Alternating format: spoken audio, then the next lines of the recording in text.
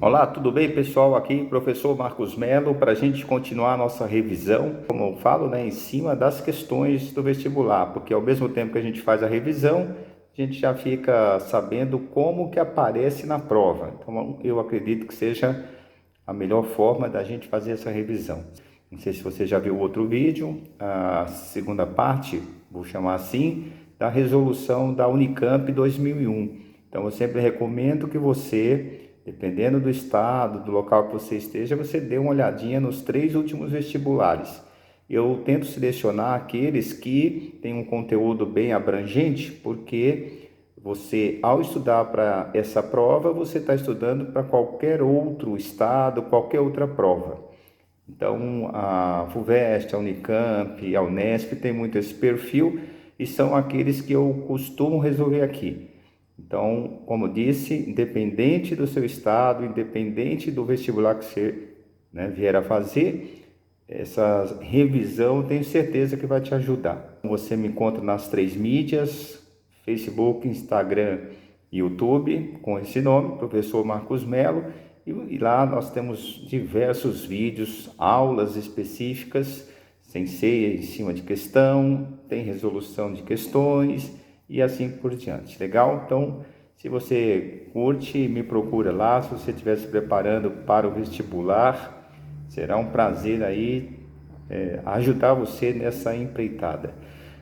Como eu disse, então, vamos às questões. Sempre vou deixar a questão, caso você queira fazer, tentar fazer antes do meu comentário, você dá uma paradinha, resolve, depois vê o meu comentário. Então, deixa o texto e as alternativas. O enunciado diz o seguinte: segundo os historiadores, pela primeira vez, uma potência europeia desenvolveu um projeto planetário que abrangia 4 continentes, a fim de assentar as pretensões universais da monarquia. Para isso, os juristas espanhóis invocaram a noção de extensão geográfica sem precedentes de suas possessões. Com a monarquia católica, surgiram a primeira economia mundial e um regime capitalista e comercial intercontinental. Assinale a alternativa correta. A primeira delas diz o seguinte: a noção de monarquia católica inclui Portugal, Espanha e Inglaterra, que colocaram em marcha um processo de expansão marítimo planetário, calcado no trabalho assalariado dos indígenas. Pessoal, aqui temos vários problemas. Você percebeu quais são?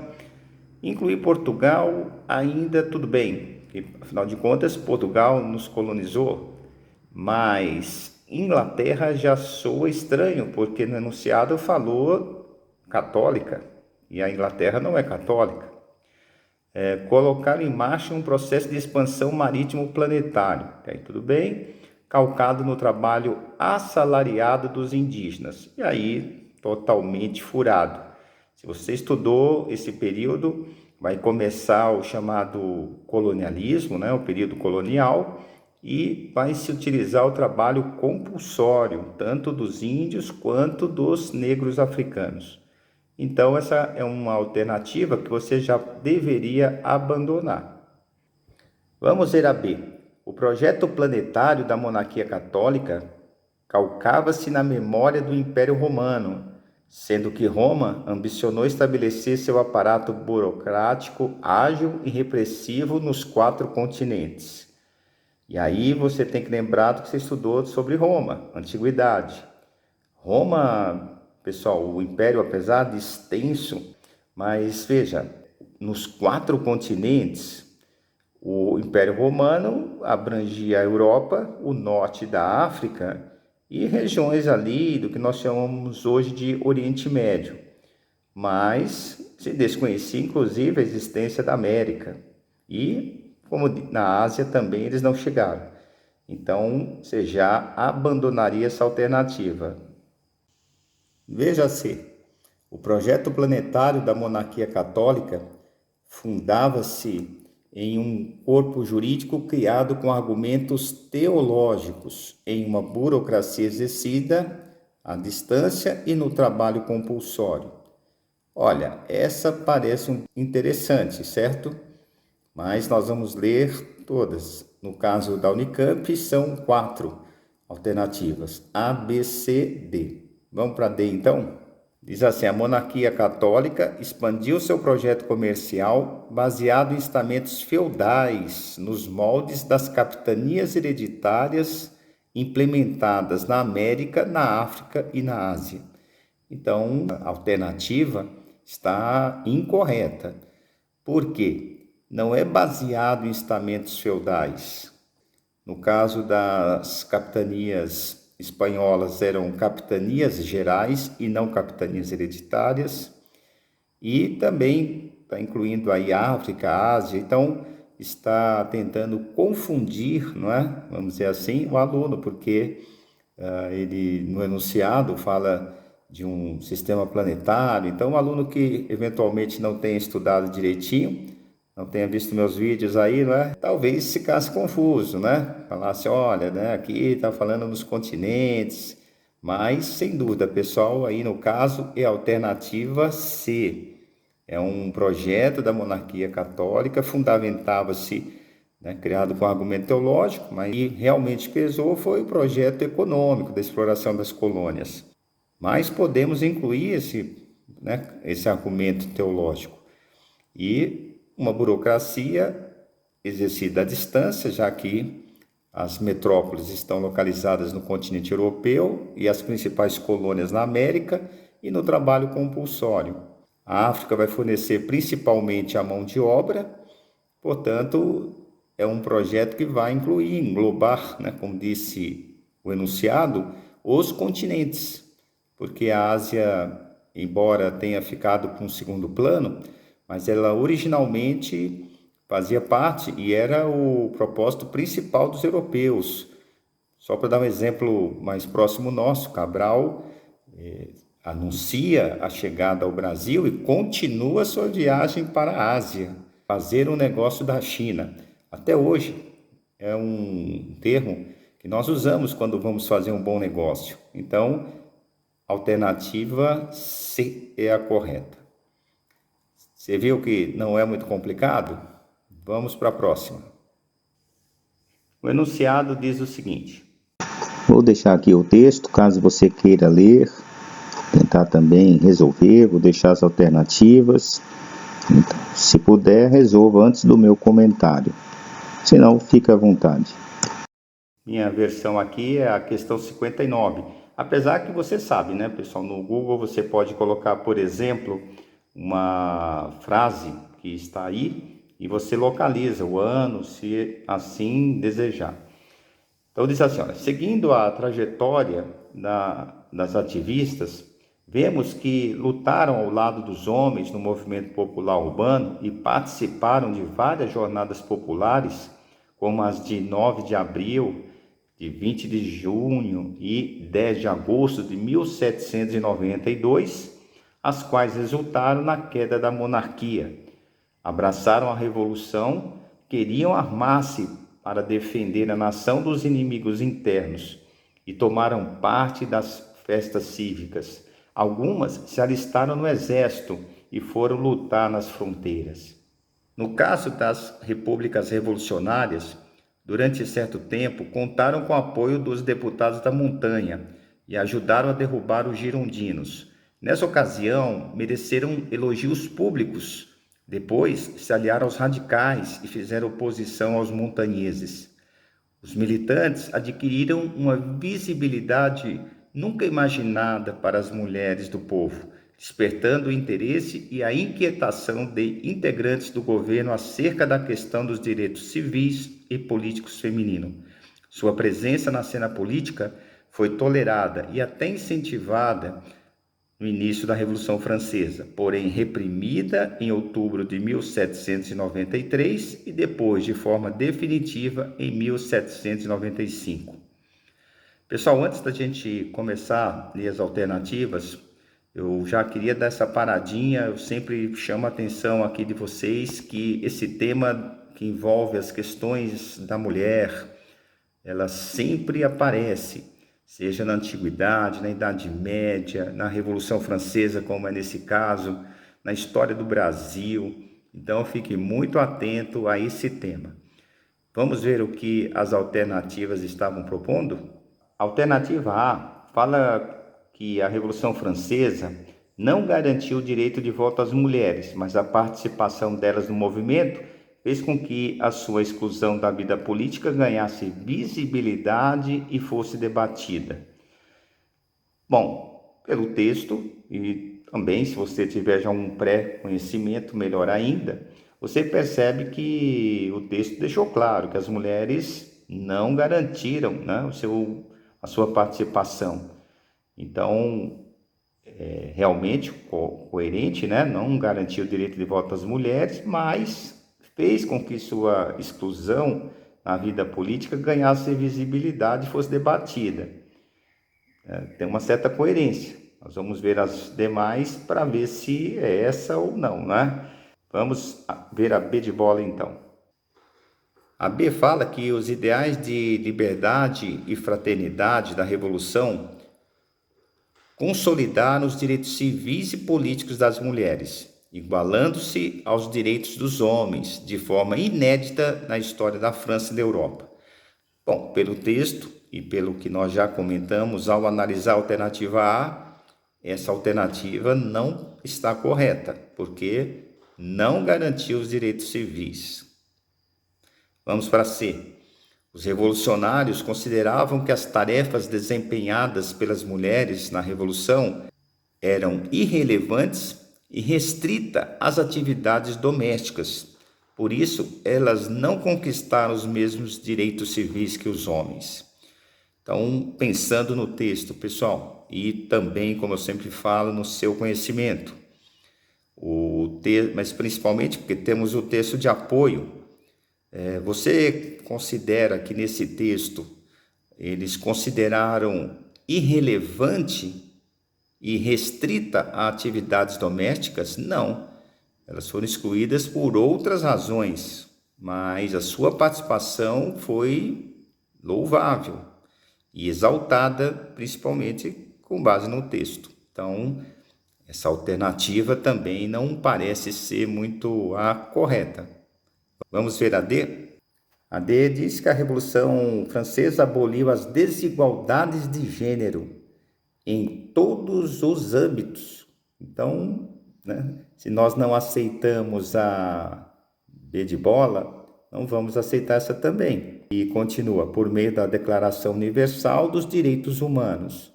Não são direitos humanos, são direitos do homem e do cidadão.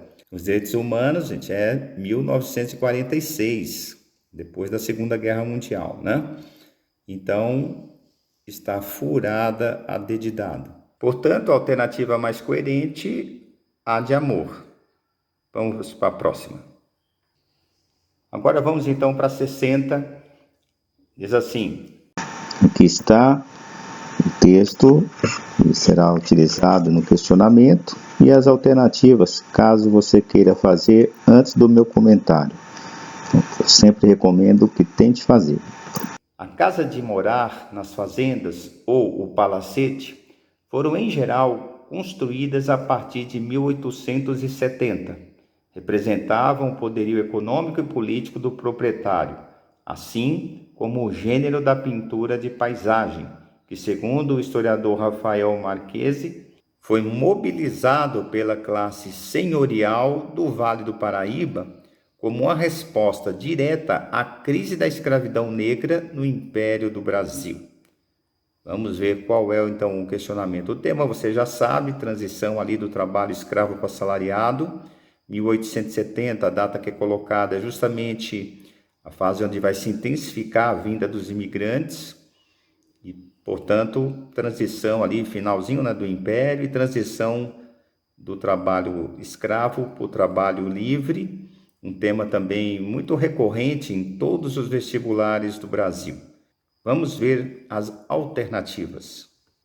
A fala que os senhores do café incrementaram um sistema de produção cafeeiro moderno que atendia o mercado internacional desde a instalação da corte joanina no Brasil. Eles investiram nas formas de morar como no capital simbólico. Então vamos relembrar pontos fundamentais desse período. Como diz aí, a instalação da corte joanina no Brasil foi 1808. Aceitaremos, pessoal, essa alternativa? Vou dar um tempinho até aí para você pensar. Óbvio que não, certo?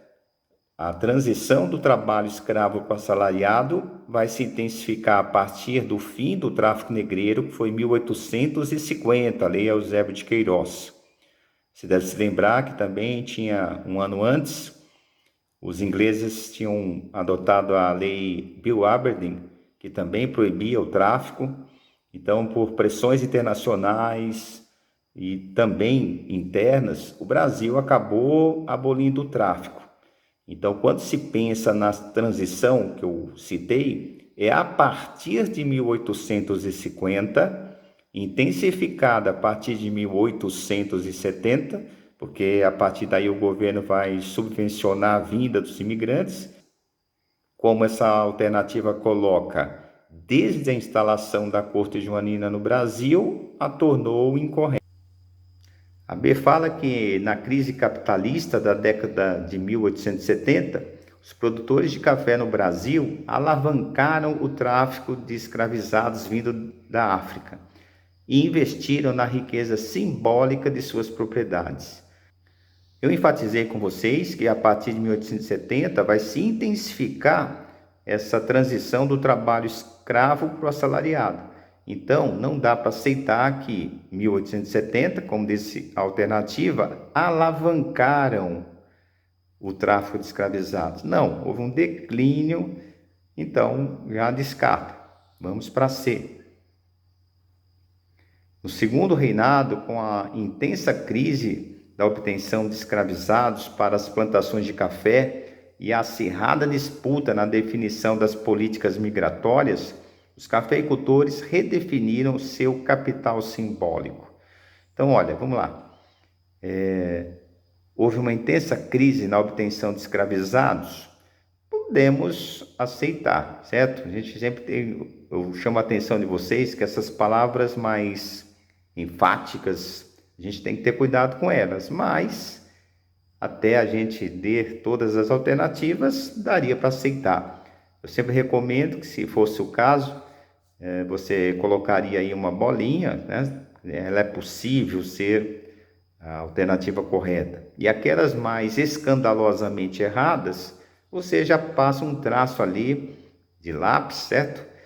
Para não voltar a ler caso seja necessário. Porque muitas vezes vai acontecer isso. Você vai ficar entre duas, e aí eu sugiro que você leia de novo o enunciado. Isso faz muita diferença. Quando ficar em dúvida entre duas, você lê o enunciado e foca só nas duas que você está em dúvida. Aí você vai chegar na questão correta. Caso não aconteça isso, você perceber que está perdendo muito tempo ali naquela alternativa, e o vestibular também é uma administração de tempo, eu sugiro que você passe para outra questão e depois você volta, né, a ela. Quando você voltar, se for o caso, aí você vai se restringir só às duas. Então toma cuidado com isso, vai já limpando a área. Tudo bem? Eu estou falando isso, pessoal, porque é raro, mas a questão, por exemplo, pode ser anulada. Então, já imaginou se fosse um caso desse? Você fica lá um tempão e no final ela é anulada? Então, você tem que passar para outra questão e, como eu disse, caso voltar, volta só naquelas que você estava com dúvida. Quando ele fala desse capital simbólico, são os casarões que o enunciado citou, certo? Então, só para deixar claro que às vezes o aluno tem dificuldade aí nessa questão, né, do conceito, o que seria então esse valor simbólico? É o que é a ideia do simbolismo, né, da casa grande. Então é isso aí, vamos para a próxima. A D fala que o investimento nas casas de fazenda e na pintura de paisagem reafirmava a importância social da classe senhorial. Até aí, tranquilo, certo? era uma reação política contra a reforma agrária estabelecida pela Lei de Terras de 1850. Pessoal, a Lei de Terras, o que ela determinava? Que as terras não poderiam ser apropriadas sem a compra. Em outras palavras, as terras chamadas devolutas, aquelas que não tinham um dono específico, não poderiam, por exemplo, ser ocupadas por ex-escravos ou mesmo por imigrantes, porque essas pessoas geralmente eram destituídas de capital e não tinham dinheiro, né, para comprar a propriedade. Então, a lei de terras, ela veio para beneficiar os grandes proprietários de terra e nada de reforma agrária, muito pelo contrário. Então, a alternativa correta é a C, que fala que houve, então, né, uma disputa na definição das políticas migratórias e eles redefiniram seu capital simbólico. A questão 62 diz: aqui está o texto, vou deixar também as alternativas, caso você queira dar uma paradinha, resolve, fique à vontade aí. Se não, veja meu comentário a seguir. no plano da imaginação, os asiáticos, fossem chineses ou japoneses, geravam associações contraditórias, impassíveis, teimosos, irredutíveis no preço que fixavam nas feiras livres ou em suas casas comerciais, rompendo com o estilo de barganha e pechincha, incorporados ao dia a dia dos portugueses, libaneses, judeus, espanhóis.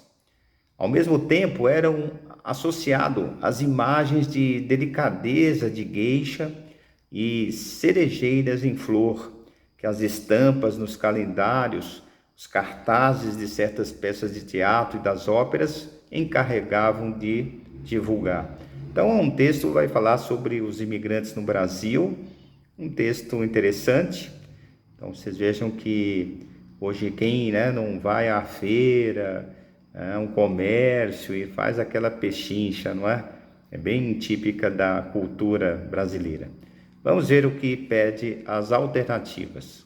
A diz que na história do Brasil registra a convivência de imigrantes europeus e asiáticos, marcada por dinâmicas de assimilação e preconceito. A B de bola diz que os imigrantes europeus gozavam da mesma posição social que a população negra, e ambos os grupos se adaptavam bem à vida urbana. Bom, aí entrou a questão racial, né? Negros e brancos, parece que não é o que o texto está discutindo. E mesmo a posição social, então, terrível, né? Infelizmente. Então, essa é aquela que você, então, já passa o lápis aí para não voltar a lê-la, certo? A C diz que as atividades da greve de 17 unificaram interesses de imigrantes asiáticos e europeus no campo e na cidade.